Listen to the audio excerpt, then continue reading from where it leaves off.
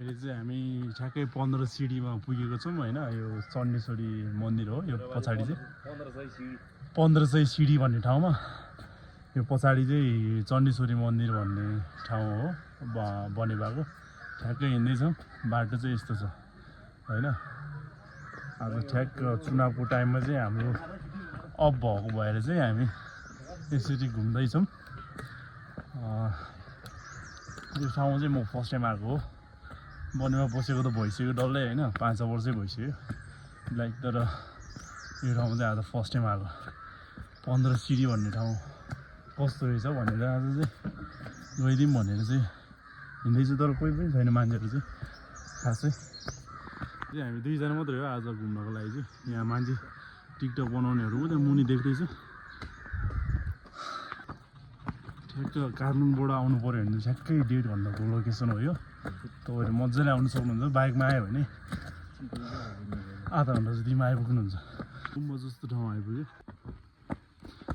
1500 CD यस्तो छ। साथमा चाहिँ पानी र जुस बोकेको छ। प्रमोदरको जुस प्रमोदर। जङ्गल चाहिँ यस्तो दामी छ है। पुरै सफा बाटोमा कोही छैन, सुनसान छ। माथि चढ्दै गर्दा सिडी चढ्दै गर्दाखेरि चाहिँ एकदमै थाकेको महसुस भयो होइन। एकदम गर्मी छ। जुस पिउने छौँ है।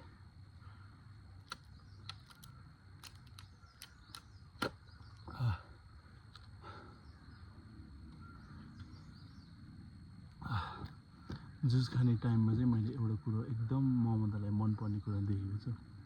देखाउँछ है त। खाली गुराँस पनि ठ्याक्क साथमा नै होइन चुटेर बसिरहेको रहेछ। मैले भाँच्यो पनि होइन लाइक टिप्यो। यो चाहिँ फर ममता म्याडमलाई एकदम मनपर्छ होइन। अन्त मैले सोचेको पनि थिएन तर ठ्याक्क झरिरहेको रहेछ अगाडि भुइँमा। मजाले ठुलो भएर फुलेको छ। एउटा चाहिँ सानो छ। यताको चाहिँ फुलेको उम्रिन बाँकी, मतलब फरफराउन बाँकी रहेछ। यो जङ्गलमा चाहिँ जति पनि यो रुखहरू छ होइन, सबै लाली गुराँसहरू सबै यो जङ्गल चाहिँ लाली गुराँसकै बोटहरू मात्रै रहेछ कि। तर आजभोलि चाहिँ अब सिजन सकिएको भएर पनि होला खासै के भन्छ फुलहरू चाहिँ खासै छैन। 1-2टाहरू मात्रै झरिरहेको रहेछ है।